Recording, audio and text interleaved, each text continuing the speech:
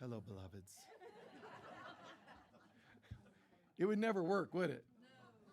If I wore a suit and tie and, spoke like that. Welcome to the Global Center for Christ Consciousness. That would just be so strange. Instead, we laugh and we enjoy. Our song today was Let Your Love Flow by the Bellamy Brothers. We played that before service. And let's begin our opening prayer. Feel a sense of buoyancy and joy despite what goes on in your life and in the world. In this moment, let's dedicate ourselves, our intentions being set, to feeling faith, joy of God, knowing somehow all is well.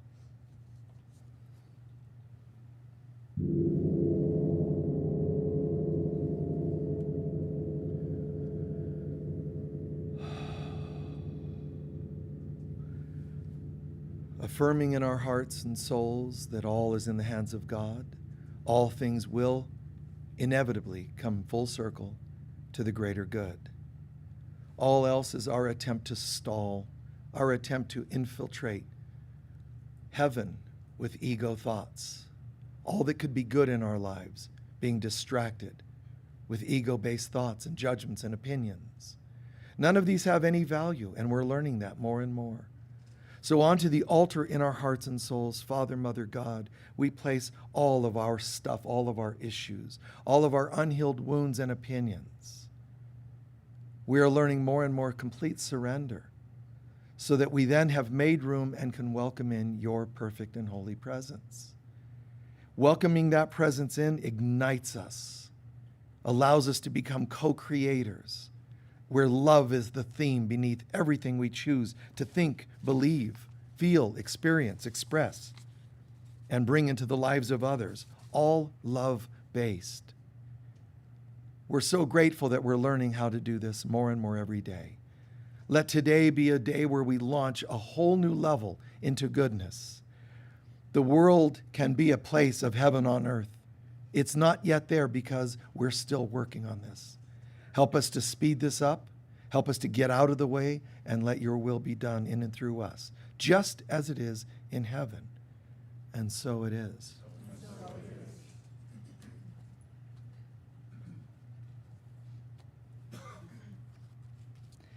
Please take a moment to breathe in and integrate the following quote from A Course in Miracles.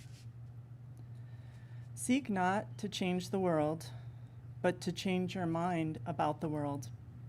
If ever you find yourself feeling mistreated, or if something arises that tempts you to become disturbed, say, there is another way of looking at this. In every difficulty, all distress, and each perplexity, Christ within is calling to you and gently asking, my brother, choose again. And so it is. And now please join us in reading our mission statement, which you can find on the seatbacks in front of you. The white copy, and together we say, the Global Center for Christ Consciousness is a spiritual center for students and masters on the spiritual path. We are dedicated to awakening the inner Christ and to creating a world of love, peace, joy, and abundance. And so it is.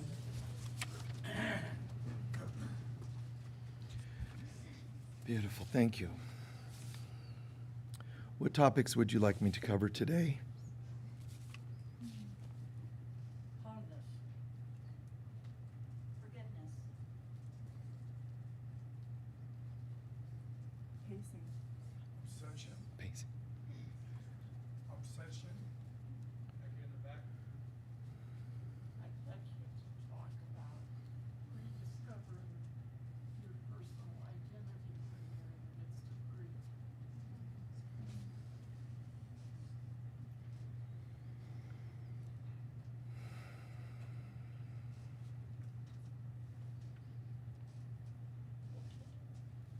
Okay.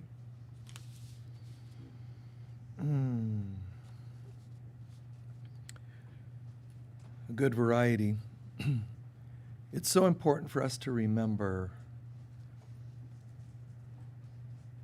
God being the ultimate source of everything that is love. We get into chapters and verses of scriptures and holy books, and we get into theories and opinions, scientific, political, or even philosophical. But people forget to have what's called a personal relationship with God. And some people even hesitate to use that name, God. There's a saying, said a little differently here and there, but whatever is the problem, love is the answer. Great Todd Rundgren song. Light of the world, shine on me, love is the answer. It was popularized by another group, but Todd wrote that one. And, you know, it's beautiful. It says so much. Shine on me, love is the answer. Now, when we say that, some people get irritated when you say everything will work out. They get irritated. Now, it's really kind of rude that they get so irritated and they attack you for being positive. But why would they do that? Because they're tired. They're tired of things going poorly, you know? So they're venting, they're upset. And some of them are saying, I used to think like you and it was naive and I got hurt. So they're almost angry at you for being the way they once were. So it means they're really still mad at themselves for having been so naive that it opened them up to being hurt. So forgive them, they know not what they do. Try not to boast your happiness. When you feel plugged in, man, it's just organic to want to smile more. When you feel plugged in, you just feel like, a flower, it's fragrance. It's like, wow, I feel so alive, the plant says, all the way down to the roots. That the plant itself could appear dead through many months, but it's not. It's down in the roots going, God, I can't wait to come out again, man. This is going to be great. You know, and that's what we're supposed to be doing. Through times of trouble, concepts like rediscovering our identity, you asked, during grief. During the grief, when people say, well, you got to come out of that and so forth. No, tell them no. Not in the mood. Get rid of them. Well, why would I say get rid of people that are trying to help you? Because if they're trying to help, they wouldn't tell you to get over it. They would say, how could I be there with you? Not for you, with you. Now, is there a point that you take it too long? Yes, at some point. When is that? I don't know. I could guess that 10 years is probably too long. 10 hours is probably not enough. So somewhere in between, when you and I go through changes, losses, abuses, traumas, whatever end of relations, whatever it may be, if we learn to listen to our heart and soul, we would know the timing of these things. Some of it's pretty obvious, a story I've shared many times, but King David's got a child who's near death, and he refuses to eat or do anything because he's beside himself. He's losing his son. And people are like, you got to eat, you got to take care of the kingdom. No.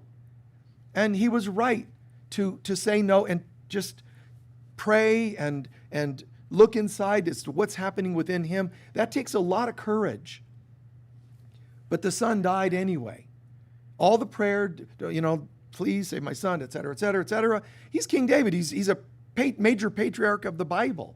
They say he was earthly, king-wise, an equal to Jesus, what Jesus was spiritually. That's how good of a person he was. He still had a loss of a son, a death of a son, betrayals from other people as well. Still, the death of a son. And when that happened, he got up, he washed, opened the doors of his chamber and said, let's feast. People are like, this guy's a little manic depressive, isn't he? Like a minute ago, he was like, oh, leave me alone. Hey, let's party. Because there's a point where we can recognize I changed what I could and now I have to accept what I can't. That's not failure. That's launch, man. Launch into got it. That's now a done deal. Has nothing to do with being cold. Somebody's lost a friend. You don't say, well, King David partied afterwards. You don't do that. You say, how can I help?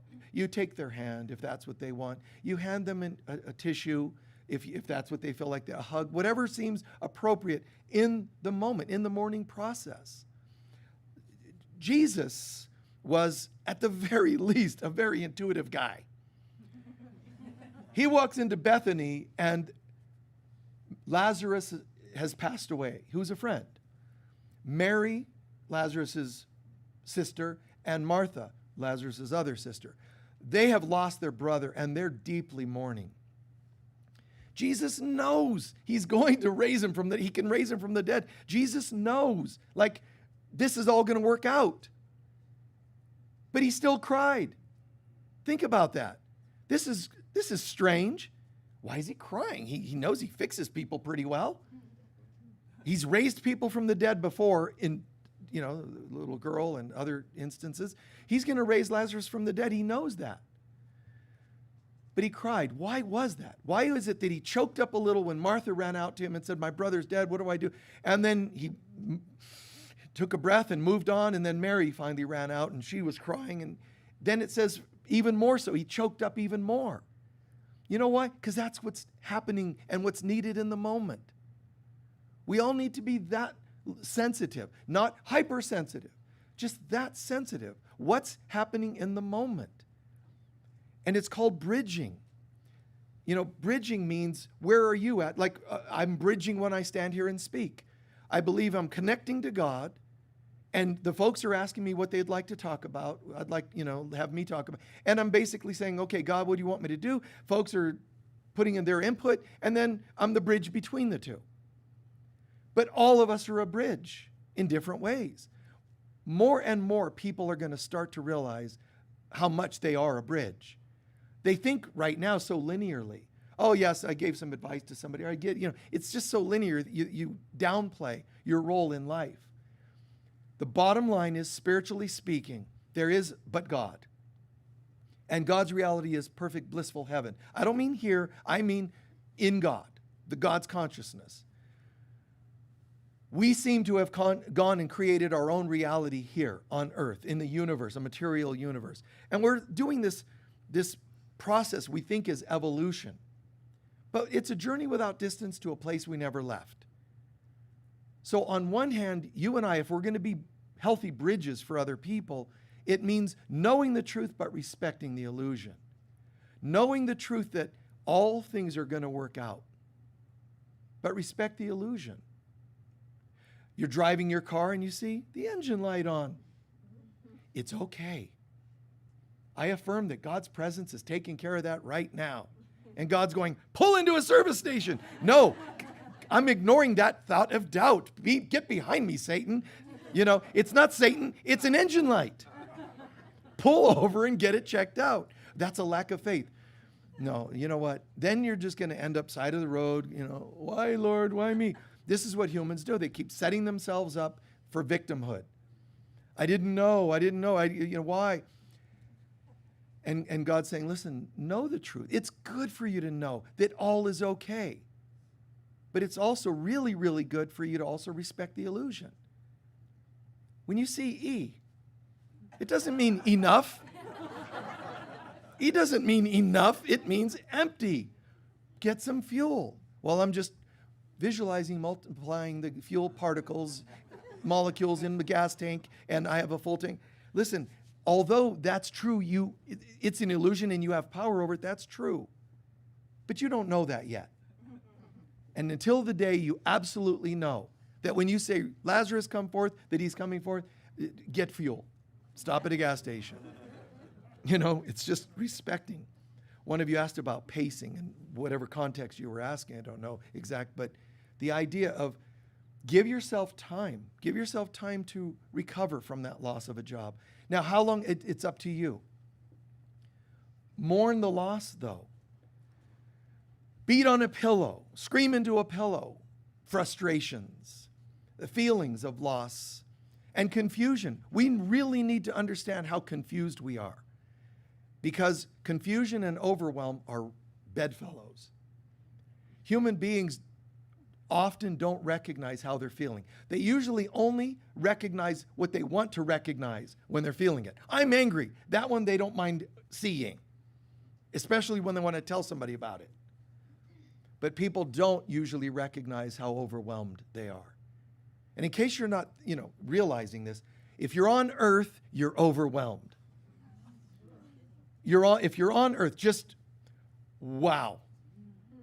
Wow. Like, it's not I'm overwhelmed because I have kids and I'm this and, a lot of demands. No. You were overwhelmed before you arrived. When you were getting in the elevator to come down here and reincarnate, you were already like, are you serious? I'm doing this again? Then why are you doing it? To come and heal all the things that you thought had power to overwhelm you. Isn't that weird? That's a kind of a complexity. I'm going there to work on the things that I think have power over me. Exactly. And that brings up another word you brought up, forgiveness. Forgiveness doesn't mean, there's a couple people that have annoyed me in this lifetime. No, a couple people per hour. What do you mean? In this lifetime. People annoy you all the time. No, there's only a couple that I really have issues with. No, all of them. All of them. Listen, the fact that I think you're sitting in separate bodies, that's a judgment. You're not sitting in body. As soon as I look out there and choose, or you look at your partner and go, well, they don't count because I really like them. No, if you look at a body, whether it's living or dead, child or adult, as soon as you think, listen, everybody's got God in them, and you're actually seeing blonde and brunette. Why aren't you seeing God? Because you have a veil that drops over the eyes and says, I believe in limitation. Now everybody else gets to live that for us. Why? Because they're showing the illusion, the hologram. They're all saying, and so it is. Because today I woke up, stepped out of my house and said, how do I see the world? A place of limitation. And everybody zipped up their bodies, arrived and greets each other, and that one's cute and that one's not. That's tall and that's short, and all these opinions. We have to learn to say, I have no idea. I have no idea what you guys actually look like. You're actually holding a holographic space that looks the way you look. But the real you cannot look like that. A dead tree doesn't actually look like a dead tree. Underneath it is the Divine Mother. And she's holy and light. And when you see her, you can't not go, oh my God. You'd run over and kneel before her and say, oh my God, and touch, may I touch her roots? Oh my God. And what you're seeing is a holy, gorgeous woman glowing in light, and you're putting your hands on her feet, and you're bowing your forehead to the ground, saying, oh my God, this is so sacred, so beautiful. What people are seeing is, do you see that loony over there bowing at a dead tree? And we don't want to be called lunatics, so we don't allow ourselves to see what's really there. Because people will judge us if they saw us seeing the truth of God. A dead tree. A recycling center or whatever it happens to be. War. My God, there's alternative realities there. You can go into any situation and think it good or bad. But it's just man's thinking that makes it so. They're just opinions. Everything is bowing to us and manifesting based on our beliefs. Before I entered this lifetime, I know I seem to be a perfect, innocent, sweet child. I get that we all seem that way. But at the end of the day, it's just we're on borrowed time. We can look at children and go, God, look at it. The child's one, it's so sweet, so innocent. Why is it you don't think that when they're 40? Because they will become 40, 20, terrible teens, terrible twos, all these names. It's learn to say, instead of nice person, not nice. Listen, I have no idea. Underneath it all is the presence of God. That's what I'm supposed to be learning to see, the presence of God. Now, I know that sounds a bit large of a request, but it is why we're here. We're here to learn to see that there is no here. How do you do that? Forgive everything for being what you thought it was. I thought that was my car. I loved it more than any car I've ever had. And then a giant lead slab out of space dropped onto it and reduced it to a sheet of metal. Strangest thing. Now, it's not always that obvious and dramatic, but when things go wrong, seemingly wrong to us, the mother is saying, sweetheart, you need to readjust something here. You overly worship this car, lead slab, boom, so that we can go, oh my God, this is a lesson for me to not be so attached to my car or whatever it happens to be. The heartbreak, whether somebody dumps you or somebody passes away. There is nobody. A person didn't die. A concept died. Whatever you thought them to be, if you have a child and they pass away, it's terrible.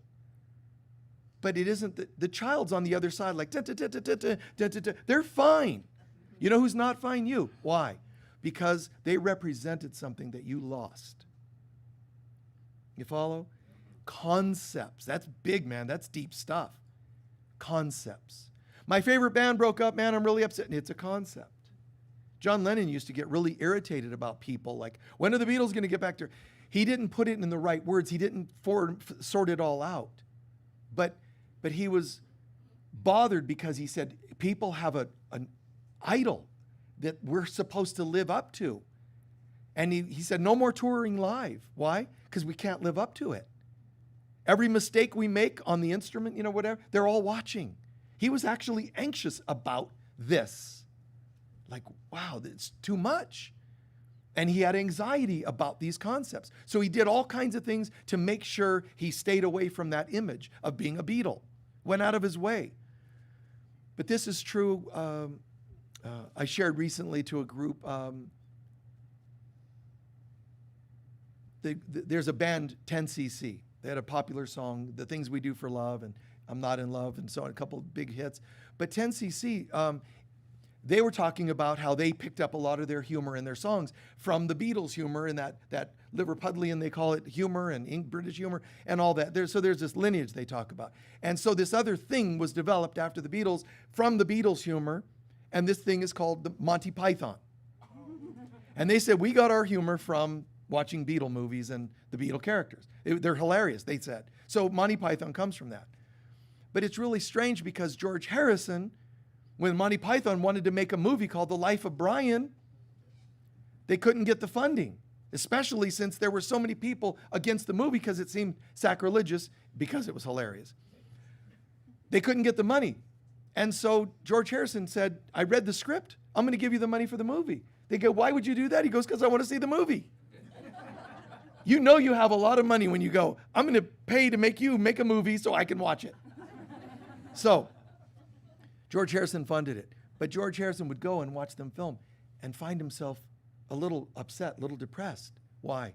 Because the Monty Python guys, although great comedy, they didn't like each other that much. They didn't get along. So George said he used to get upset when he would go to the set when they weren't getting along. Why? Because they were the concept of funny and fun to me. And now you guys aren't being fun. So he's showing up saying, hey, I have a role for you. Step into this box that I've made for you guys. Be fun and funny. Well, why would he need that?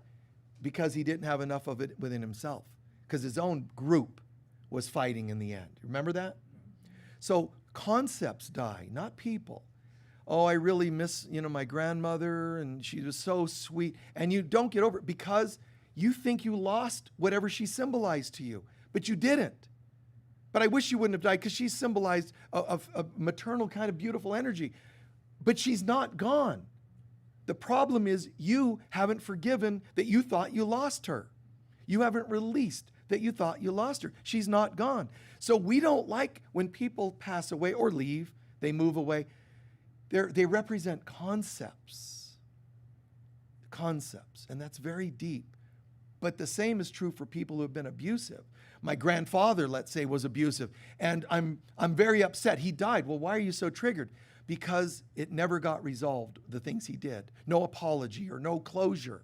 So we're just as upset with people that have sort of a negative vibe or connotation as much as positives. We get triggered. I have a couple of daughters, and we really had some really blissful, fun times when they were little and all that. And abuse got the best of one of them and so on. But this one was living in the area for a little while, and she moved away. But before she left, she said, oh, Daddy, here's a picture. And it's a picture of my 3 daughters. And I have it sitting on my desk, but it's blissful. I mean, I'm seeing when they were happy before somebody had abused one of them. And everything changed.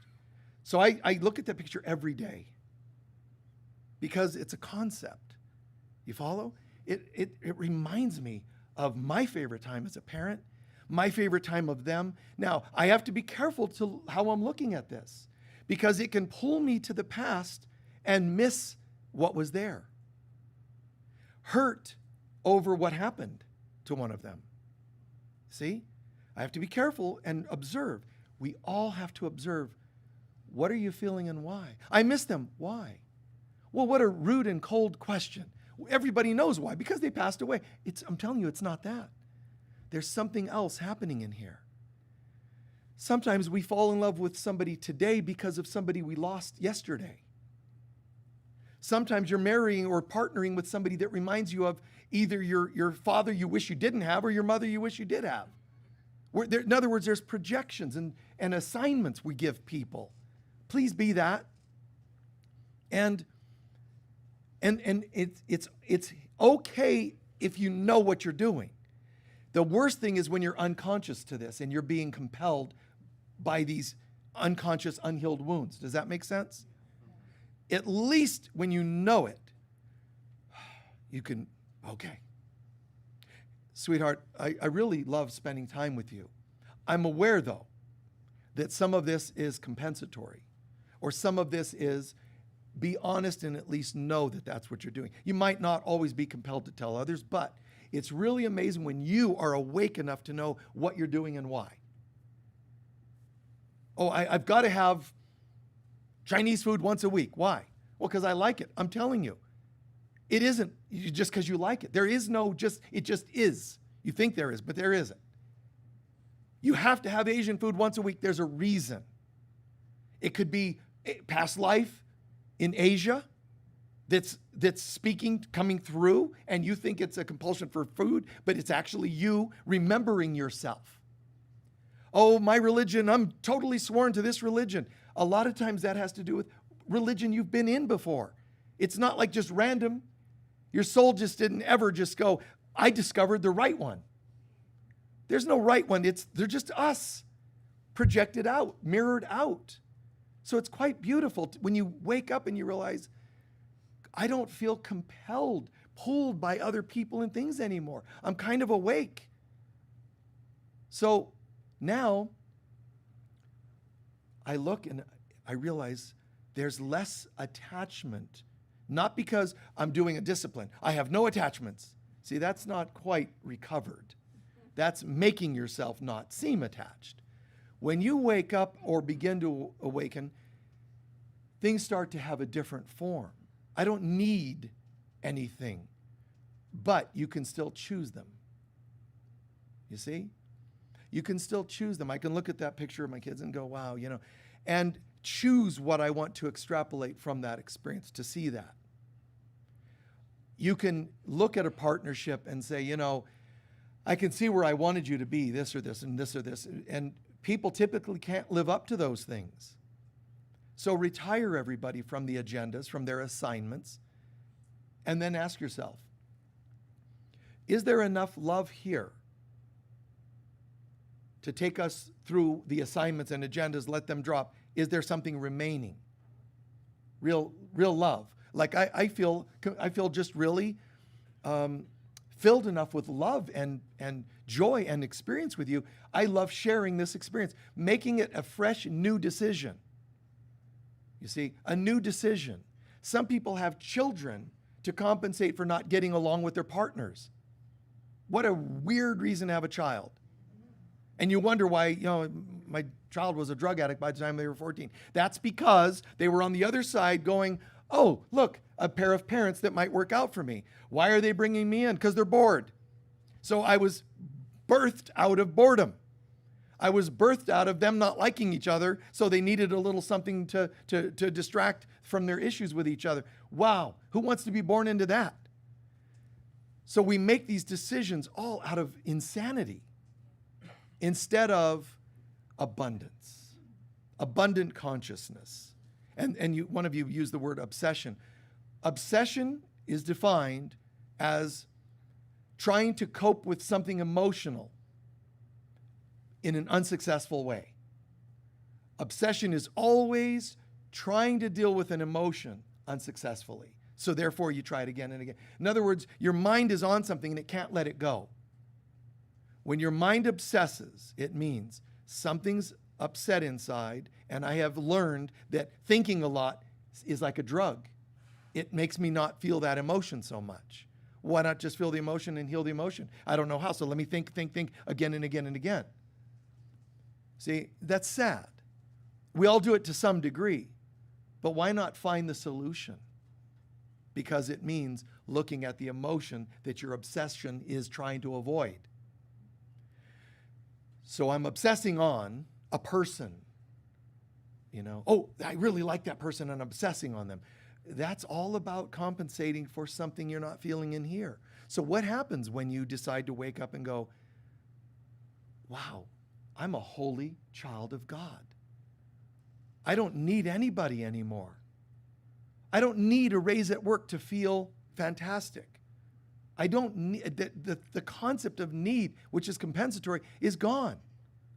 I feel, it's the strangest thing, I feel kind of complete and a fullness. So now you get to say to people around you, partners and whatever, guess what? I had all these assignments, man. It was such a trip. The things that annoyed me most about you were all about assignments I was giving that you couldn't live up to. You couldn't bring closure to. It's like a drug. And I'm changing that now. And I'm starting to feel more complete. I would like to know if you'd like to walk that with me, because I feel enough connection with you to walk that path with you. You see? But not the compulsions, not the lack, not the fear. This is what one of you asked, wholeness. I feel complete. We all say we want that wholeness, whether it's holistic health or holistic mind, emotions, or whatever. But it's interesting how much we avoid it. That's very sad, how we go out of our way to avoid that wholeness. We're made in God's image, and that does not mean appearance. Okay? Doesn't mean the father aspect of God, mother aspect of are a man and woman. Just much larger men and women, or, no. Much older, white hair, no. There's nothing to do with that. They're symbols, like everything, concepts. So I really love this concept of the mother aspect of God. We talk about, the divine mother a lot. That's the Holy Spirit. And some people really love that. Some people storm out when I talk about the divine mother. What's this guy talking? Oh my God, that's paganism. We get them once in a while. You might be you if you're squirming in your chair. And you leave when you hear me say divine mother. Now, what am I going to do? Stop saying it? No. But if I were sitting in a cafe and you sat down and somehow that conversation came up, I wouldn't use the words, because it's the greater good for the most people. If me sitting at a chair with you in a cafe, it's me and you don't want to hear the words divine mother, I will not use those words, because it's the greater good for the most people, because I can afford to not say it. Hear those words. I can afford to call it whatever you want. You see? I'm okay with it. Well, I want you to call it Father. Absolutely. Would you like to pray to the Father? I'll go right with you. 90-something% of the time that I do that, I bridge with people, it works beautifully. It just almost every time. Once in a while, I try to meet people where they're at and something goes a little wonky. I might have misread something, or they might have misperceived it.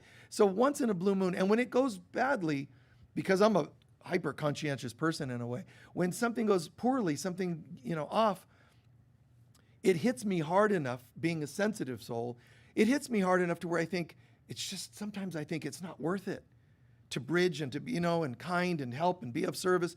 Because if one person out of every 100 misinterprets your intentions, or you misread something, being sensitive, you take it personally, like, oh my God, have I done something wrong? Some of you feel that, right? Be careful when you feel that way. Ask yourself this: was that your intention? Where are you going? I can't wait till this goes poorly. If that's the case, then you should feel bad. And you need to sit back and say, time for an apology and amends. Hey, listen, I did this and that, and it was off. Make amends with your children. If they say, you were naughty, bad some way, you ignored it, you didn't talk to us, you didn't give us fairy tale stories when we went to bed. Apologize, make amends where you can. When other people want to obsess on what you did poorly, guys, that means that's where they want to be. But I've apologized 15 times. Guess what? You're done. They're not. Now, you don't say that to them. Hey, I was just at church and I just found out you need to get over it because I'm good. No, I don't think you should. But in here, and in here it happens, and there's an adjustment, and you feel complete. And they will sense that. They're going to react one of two ways. They're going to feel a resonance with the peace that you're emanating, or they're going to get irritated. Why would they get irritated? Because they're going, I had you in a box. You were the parent I blame for not reading fairy tales stories to me when I went to bed. So you were the cause of all my problems. My counselor even said it's probably your mother. So I'm just letting you know, I have you pinned down to that. And you have to be very tactful and say, yes, I agree. I feel bad about that. I wish I would have done a little more of that. But your center doesn't, please forgive me. It's you're centered. And they go, well, I hear that apology, but why aren't you saying, what can I do? Can I write you a check? Why aren't you? Because I feel complete. At one point or another, you have to come up with that line. And that's going to irritate some. But the ones it irritates are the ones that are just irritable. You just have to let them be. And they will get it eventually. The ones that judged King David for washing, and some did, washing and smiling, let's dance and celebrate. That sounds insane. No, it's actually being centered. I'm fully in the mourning process with my son, and now I'm fully coming back to life. And that's what nature does every year. In some part of the planet, things are sleeping at one time or another and then waking back up. It's right to do that. It's right to celebrate that solstice where we say, let's rise again. The sun is coming back into our lives. Let's celebrate that the spring and summer are coming our way again. And that's through every crisis. Rediscovering our identity is first to know in the back of your mind you're a holy child of God. Not just metaphysically, not just philosophically. Allow yourselves, to all of us, to just sit with it every so often and think of all the names and a God and Father and history and multidimensionality and ascension and all that peeled aside for a second. There is this being that is only the presence of bliss and love. And it created us in its image. That means somewhere in here, there's only bliss and love. It's impossible for the craziest, sickest human being to not have at least the one neuron that is the bliss and love of God. It's in there somewhere. Now, it could be getting choked by the other neurons, pummeled by the other neurons. We don't like that divinity, but it cannot be affected. You have a God neuron in all those neurons we've got. There's at least one that is the memory of God. One of Jesus, who did so much to awaken humanity. But there's also one of Hitler and one of it. They're all in there somewhere because everything is connected. Everything is one. And it's up to you and I. We have to be the ones to decide, to take responsibility for the neuron. Not, I wouldn't have that if you didn't give me that neuron. Who gave you the neuron? Who can you say planted in your head? Well, there are alien implants. They can't even find the one called God to replace. Nobody can affect your holiness. It's there. It just has not fired up completely and become all that you are. And if it did, you would immediately turn to light. I wish that would happen right away. Yeah, thanks for sharing. No, I'm good. I'd like that immediately. But it didn't. So right now, what can I do to be the presence of that light if I were completely awake? Got that? What if that light fully did activate? You know what it would do? Pick people up who have fallen, pay somebody's bill in the grocery line if you have the funds. It would more easily manifest funds to be able to do things like that. But it also, and it doesn't matter how atrocious you think you look outside. There's something about the smile when you know something in here that nobody else knows. On the outside, oh my God, you look like you've been rode hard and put away wet. Like you are just beat up. There's this instance where I was in Land's End, Camelot Hotel in South England. And we arrived, we got there late, the planes arrived late, and we got there, and this hotel is like, we serve at certain times, we're done. Well, we flew all the way there from America. We're ready for dinner. And there was this absolutely rude, cold, she was the twin of Lurch from Addams Family. I'm telling you. We are not serving anymore. Serious, like, and it was like, wow. So we had to go to the management. They said, yeah, give them whatever, something to eat. So she was not now even, she was even less happy now. No, she wasn't happy at all. So more miserable, I guess, would be the way to, she was on that other pole over here.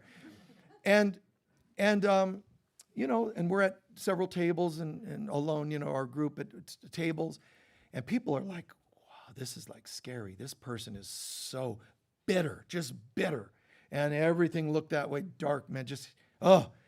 And she realizes she has to serve us. I'll get water. And she goes, and she, you know, while she's gone, everybody's like, wow, that's a trip. Like starting our sacred sites trip with Lurch. Why couldn't we have Mother Mary?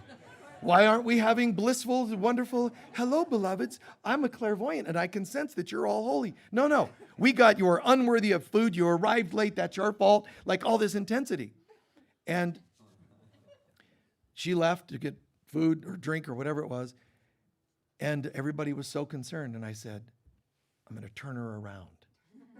They're like, and this is what I always did in these days. I said, I'll bet everybody here 3 unconditional wishes that I can get her to smile within 1 minute. Swear to God. 3. This means there's like 20 or 30 people. I'm going to owe 3 unconditional. That means give them a piggyback, give them a massage, rub their feet. It means unconditional. Unconditional. 3 unconditional wishes. I'm going to owe a lot. I don't care. I am determined. And on the other hand, I'm going to get 90, if there's a certain number of them, unconditional wishes back, which I never really collected on most of the time.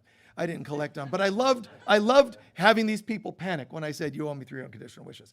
So one of the times we were on a plane, we're playing cards. A flight attendant's going, oh, you guys seem to be are you all a group? And we're all like, yeah, just, you know, killing time and whatever. And they go, but he keeps winning. He always knows what hand everybody has. And she's like, no, come on. And they're like, no, seriously. She's like, no. I said, okay, well, pick a card out of the deck. And it's not a magic trick. She pulls a card, 4 of spades. And she thought somebody was standing behind her giving it away. She's like, no, seriously, that's really wicked, weird. I said, whatever. So what? Now you owe me 3 unconditional wishes. So, and the reason she caught on and said, what are you guys doing with it? Is because the other people in our group, I already started calling in a few favors of these 3 unconditional wishes. One of them was, we had this one woman that was attending, and she hated men. So I said, 3 unconditional wishes, I want them in the poker game. So I said, one of the unconditional wishes, throughout the rest of the tour, you have to refer to me as my Lord. I mean, if you're going to call in favors, man, it should be fun. See, now this is nothing I'm not actually getting from it. This isn't an ego trip. This was to help her. You see? That's brilliant. So Lurch comes back to the table. And I mean, her mouth was puckered up and just, what can I get you? And I said, let's start with your room key. Now watch. This is her face. She went. I swear to God. It was like, I thought her face is going to break. So be careful. Her jaw might drop off, or like it looked like it was like, and she went to this. It became this like a shy little girl. It was so beautiful. And she smiled, and the people at the other tables who didn't hear what I asked her, they're like, what could he have said? He got her to smile. The whole thing was so brilliant, so beautiful. and I'm saying to you, humanely speaking, every abused animal, every person that lives that way in pain, physical, financial, whatever, is waiting for you to somehow bring a smile in here. It's not about, it has to be out here, but can you lift somebody's day to day at all? And you might say, well, no, I don't have that. There's always a way. You say you believe in miracles, but you only want ones that manifest as checks, unexpected checks in the mail. What about a miracle of helping somebody feel a reason to live? Your good karma will bring you miracles that you say you want. Good karma is the best way to guarantee miracles, not certain affirmations and I'm going to manifest a miracle. Be a nice person and you will draw good things. Now, somebody's going to argue and say, I am a nice person and I don't have good things. Trust me, there's all kinds of reasons for that. There are parts of us that are so amazingly good as people with a little contract inside that believes it's selfish to call in any favors from the universe. It's true. Some of us have vows of chastity and celibacy, but poverty. If you have a vow of poverty as a former monk, a yogi, or whatever, it's still riding in there, man. And you think, well, I really help a lot of people manifest miracles, not myself. There's stuff in there we don't know about. It's important to step up and own that.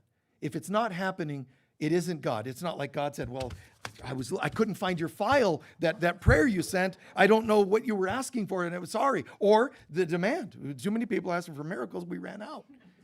That doesn't happen. There's only one person that allows in or doesn't.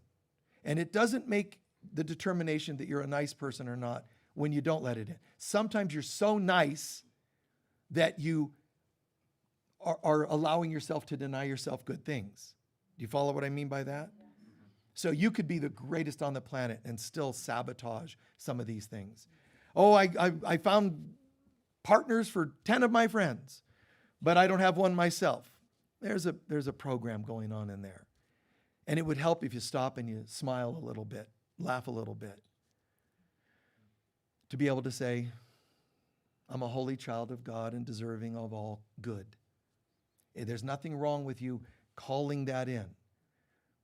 Just remember, if all you focus on is the outside, Jesus puts it this way, any claims you make on your good karma on the outside, you will not have them waiting for you in heaven.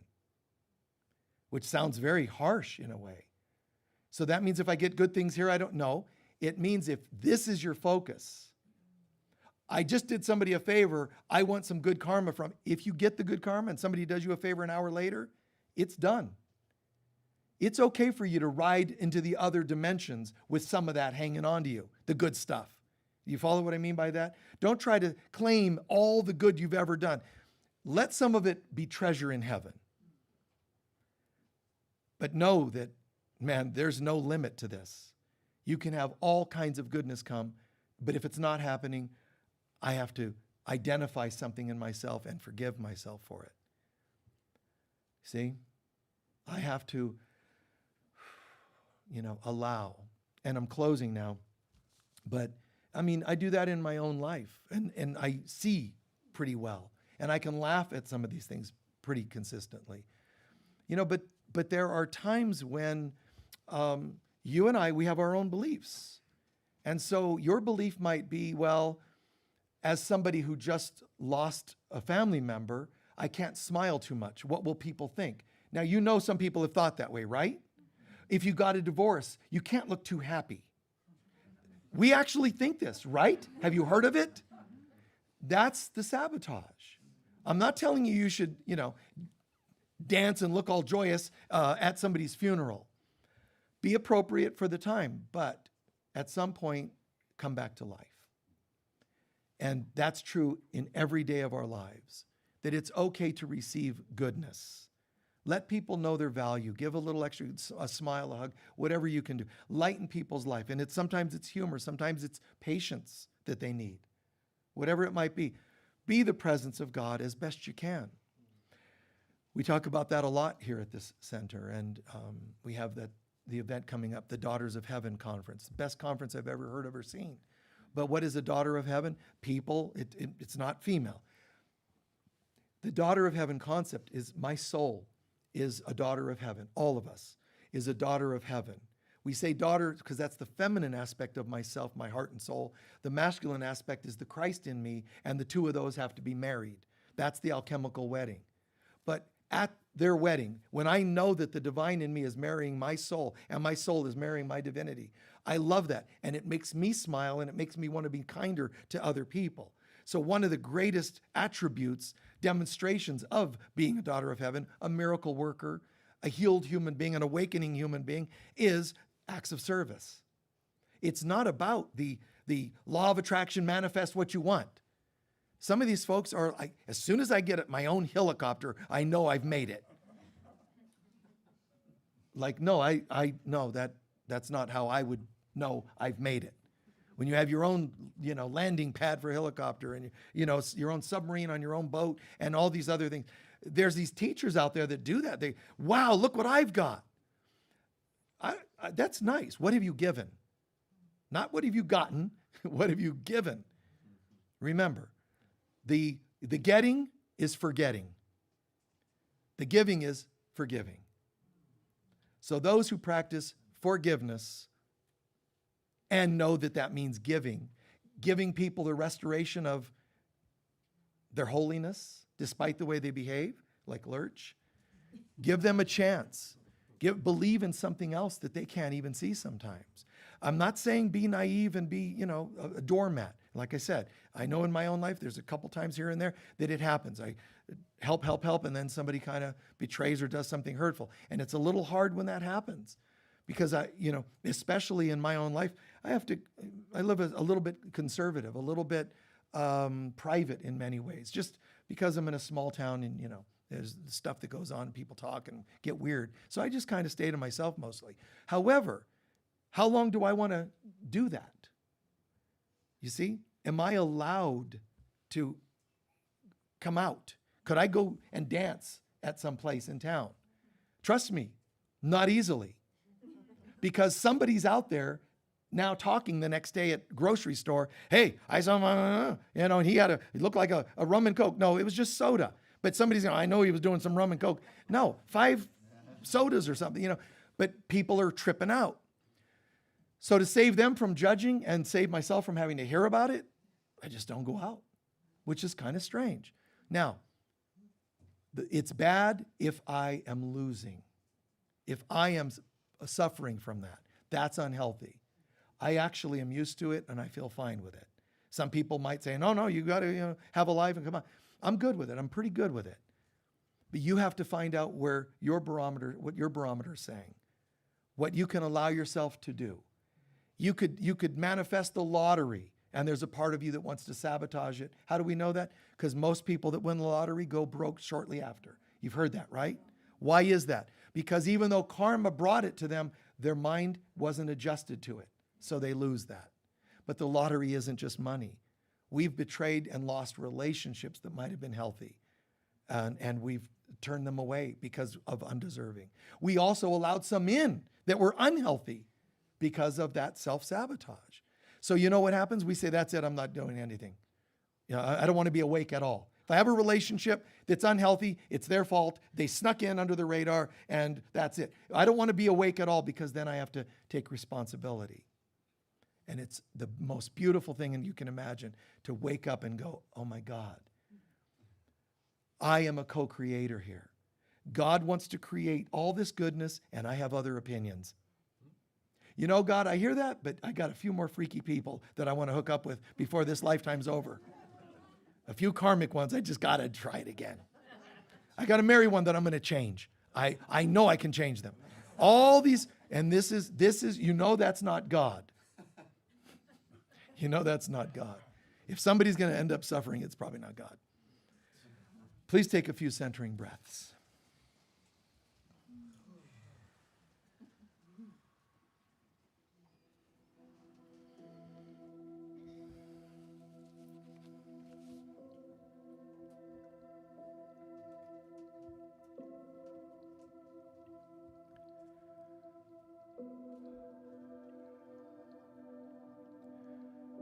Begin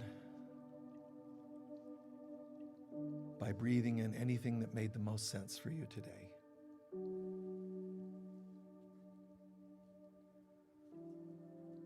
Anything that would seem the most helpful to you in your life.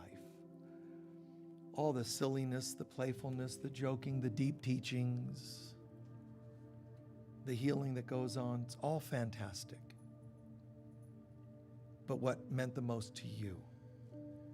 Breathe that in. Anything that didn't make sense, you didn't like, just let it go. Breathe it out, let it be gone. Doesn't matter. But what was meaningful to you? Breathe it in.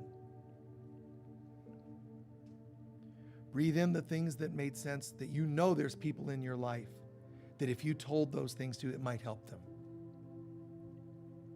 including yourself. I know there's an ex I could have said this to or that to. I would love to have been able to tell my mom or dad this line or that line, my kids this line or that line. I wish more people knew about this or that.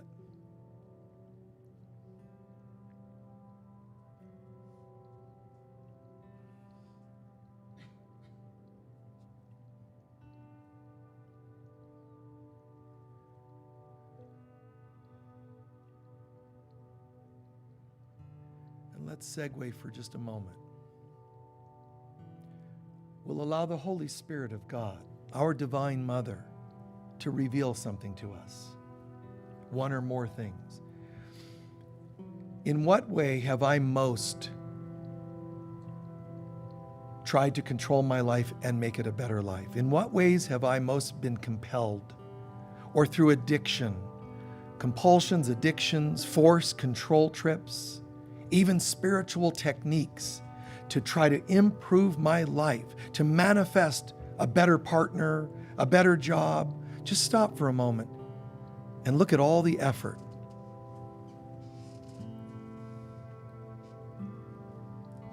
And for just a minute, acknowledge, breathe in how exhausting it must be to do that much to improve your life. To get over the passing of someone, to get over the loss of somebody who left. Look at all the ways we tried to cope.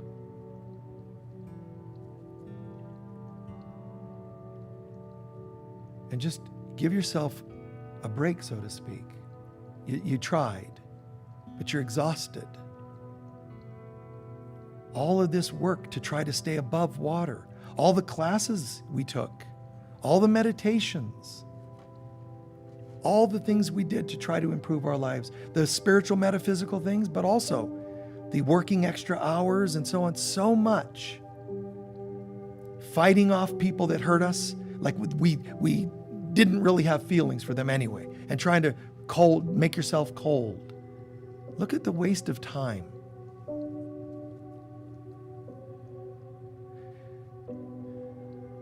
What if I am a holy child of God?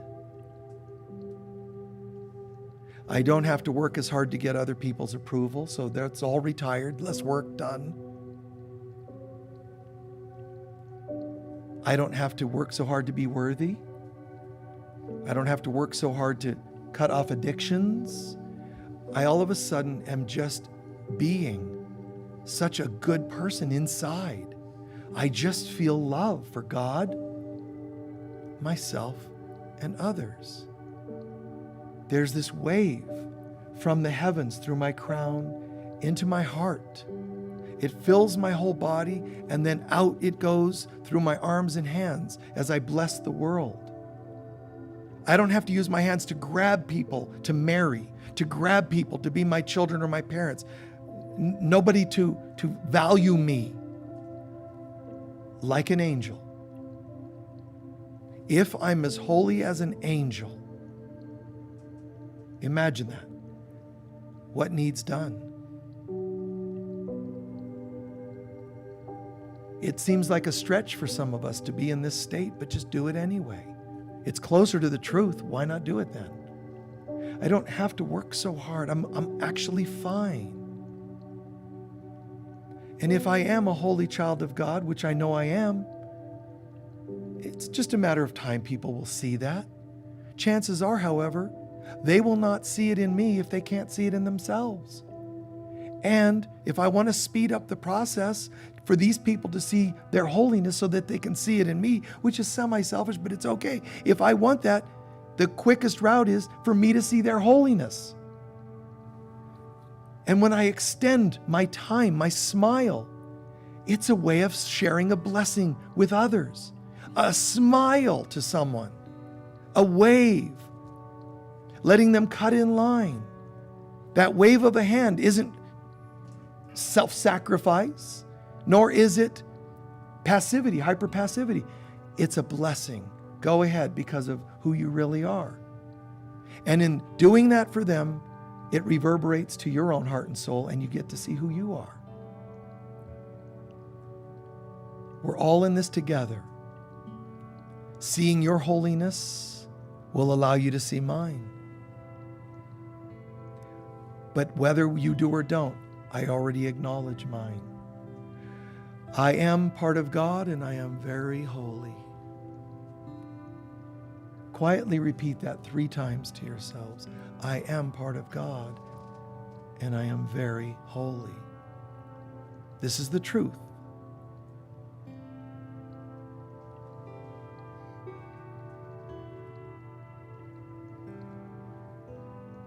We are all part of God and we are very holy.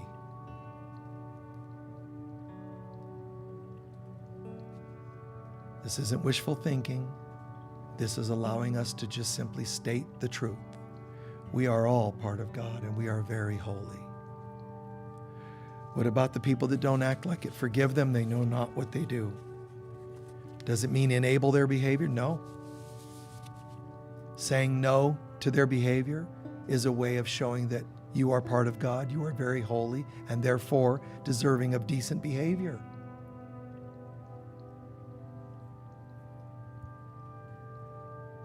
To all human beings throughout all history, anyone I have had assignments with, people that I have attached agendas to, and so on, karmic contracts, all such things, they don't exist in God. And I am part of God and I am very holy. Therefore, all such ties are released now. I am choosing to allow the Holy Spirit to cut all ties. The sword of Archangel Michael cutting away these ties energetically. Even if I feel intimidated or frightened by the idea of not having my assignments and agendas on people, it doesn't matter. I'll survive. It'll all work out. I am part of God and I am very holy.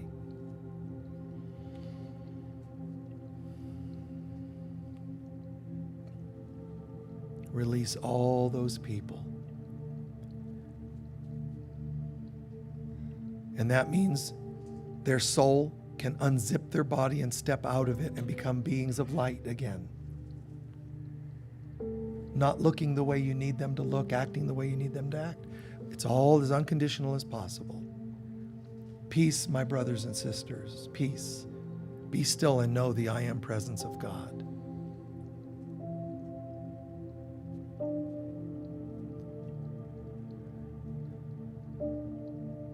And so it is.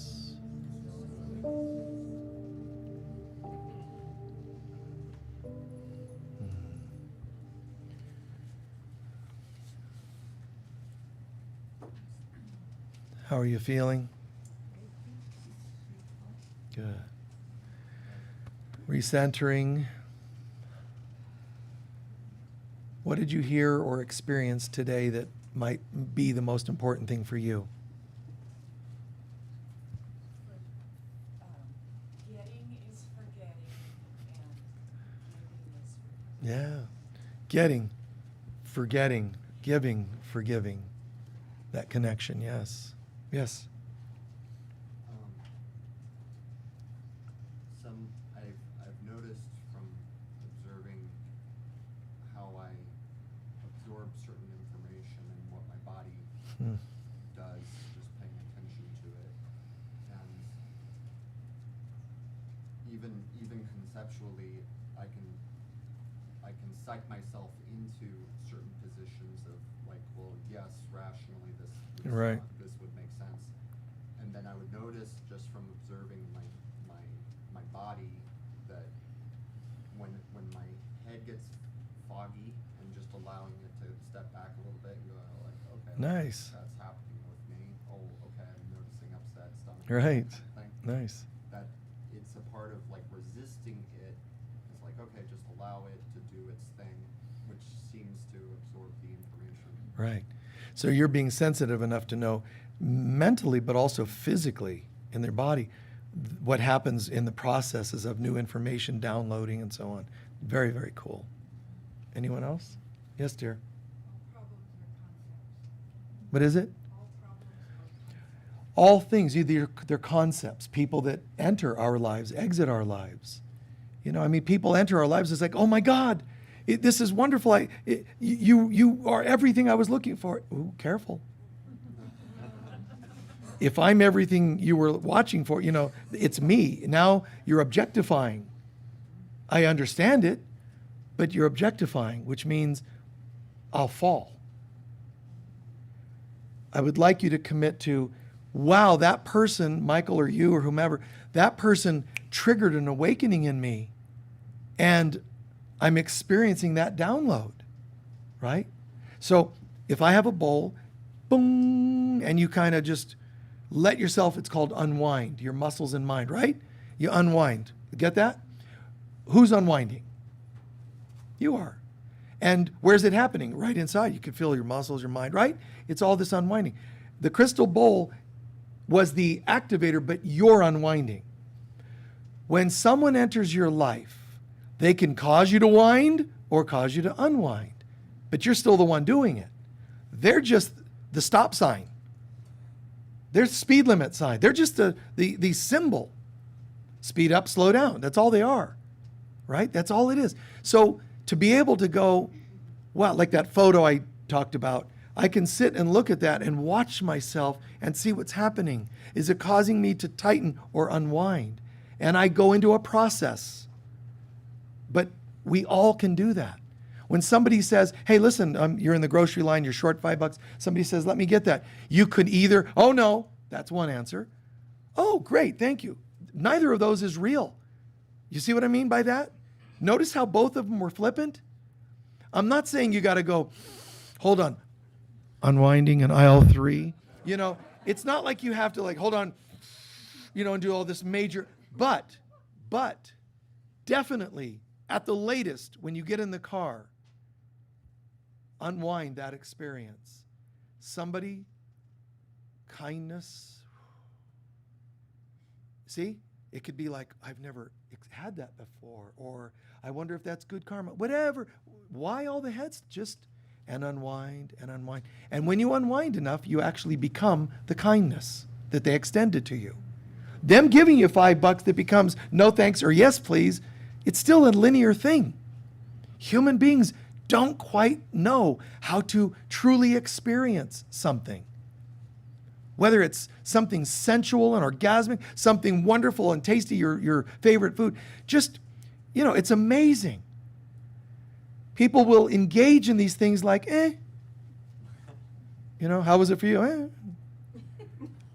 I'm so quickly over the intimacy we shared, I got to have a cigarette. Something enjoyable because that wasn't quite it.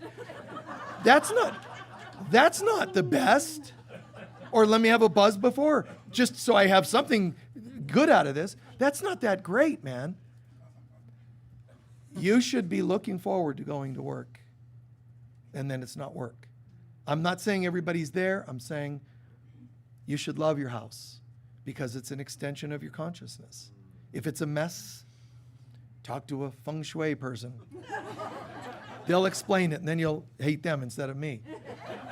But really, just to realize how to truly experience, like another person, even a hug, just, and it's happened a couple of times for me. Like, I go to hug I remember a gal about 15 years ago when I first moved to Sedona. She, oh, hey, and there's all that breathy new age Sedona. And she came up, and I just held, and I just let it just all download. And I could feel at some moment there was this, like she thought it was a little personal, and it wasn't. What was funnier when I did that to a contractor, I was just so grateful to be alive. I was just feeling high that day. And I went over and, hey, man, and I hugged the guy, and I just felt this, culturally and all these male thing. And I just felt, and I'm like, oh my God. Like, I just realized, like, how do I back out of this hug? I did. I was like, so I had to kind of, on his back, yeah, man, good to see you. Yeah. You want a beer? I don't know. Something. So sometimes people take it off, but man, I would love, and I'm more and more affirming, love every time we can share something like that without somebody getting tripped out about it. Yes, sir. All thoughts are out of grace because a thought is either in the past or the future. You can't be experiencing the thing and thinking about it. So it's all neurological misfiring. Yeah. That I'm not in the stillness in the breath. Right. As soon as you go back to that, there's no thought about it. It just happened. Everything. Like for example, hugging this guy and then realizing, he got triggered. And that's not the present moment because that's not where he's at. But if I'm a bridge, I don't shame him. I don't say, well, apparently you don't like being hugged. You got male issues or no. No, my job is, if I felt like I probably could have been more sensitive to what he wanted, forgive myself. If he tensed up, forgive him. Now, hug or no hug, we experience its holiness because of letting go. Holiness is always in the moment. It's not the fear of the future or the issues from the past. It's the moment. In the moment, which is its own topic, but in the moment is when. It's not just now on the clock. The moment is anytime you're fully present and you're not anywhere else but right there. That hug is a holy instant, a holy moment. We're going to do our collection and our closing prayer. No, it's 11:11 on our clock here. Please be as generous as you can be. We greatly appreciate it. We're launching into a new month. Welcome to August. If you haven't realized it's August, wait till you go outside.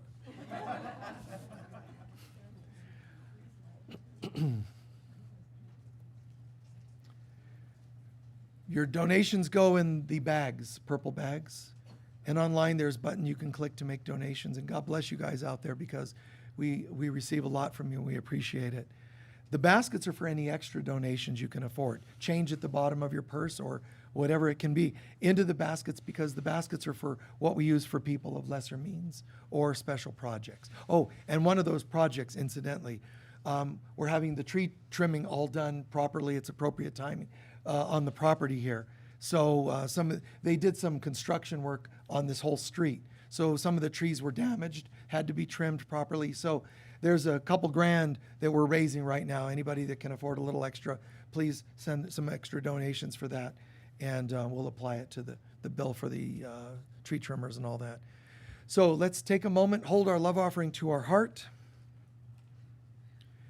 and affirm together, divine love flowing through me blesses and multiplies all that I am, all that I have, all that I give, and all that I receive. And so it is. Thank you. While they're passing those baskets around, which will take about a minute, then we'll do our closing prayer. I'll only share that if you're online, God bless you for watching online. You can like us and do all that, but subscribe.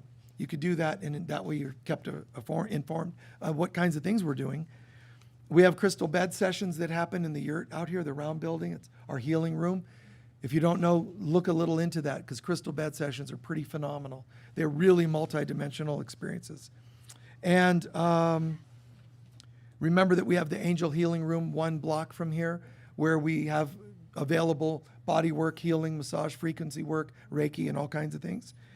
And this Wednesday, we have our spiritual mentoring circle for people that want to learn a little bit more about whether it's physical, emotional things as a healer or as a recipient. You can attend. We just make a circle of chairs, and I help facilitate that.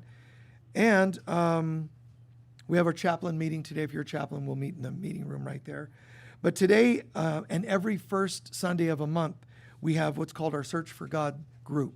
So we'll have about a 1 hour workshop on that after service. They'll do a prayer circle in here, and then we'll have the Search for God's group. You're welcome to join us, even if you're not an ongoing member. You might like it, just attend the once. And the book is available in the bookstore there, The Search for God. Okay? Lastly, remember, tickets are available for the Daughters of Heaven conference. We'd love for your attendance. We've got well over 100 people already, and it's still 2 months away. So attendance is looking really great. And if you want to join us online to watch it, you can do that. It's a couple days experience. It's fantastic. Okay? Absolutely fantastic. Several speakers. Go to the website if you want to learn more or get the book, Daughters of Heaven. All right? All right. Please stand for our closing prayer.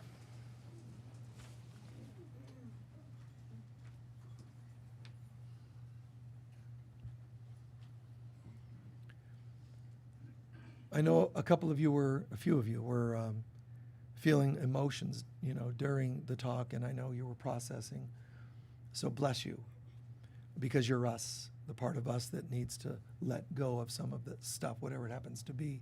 So thank you for mirroring that to us.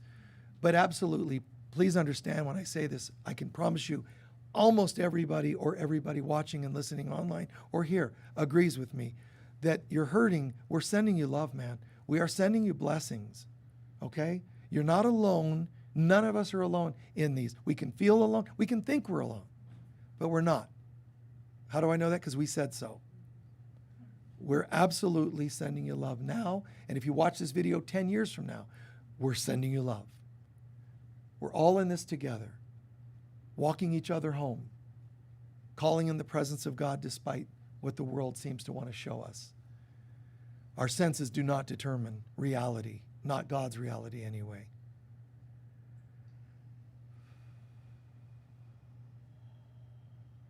The light of God surrounds us. The love of God enfolds us. The power of God protects us. The presence of God watches over us. Wherever we go, God is, I am, we are, and so it is. God bless you all. Peace be with you.